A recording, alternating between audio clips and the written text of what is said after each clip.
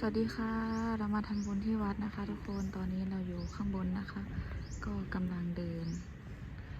รอบๆนะคะได้ทำบุญสร้างวัดไปด้วยนะคะทุกคนสวยมากบรรยากาศนี่เลยค่ะฝนก็ตกนะคะทุกคนค่ะแต่บรรยากาศก็คือสวยงามมากอากาศดีนะคะทุกคนเยอะมากเลยตอนนี้เราอยู่ข้างบนนะคะนี่เป็นด้านล่างนะคะทุกคนสวยมากถ่ายรูปได้สวยเลยค่ะ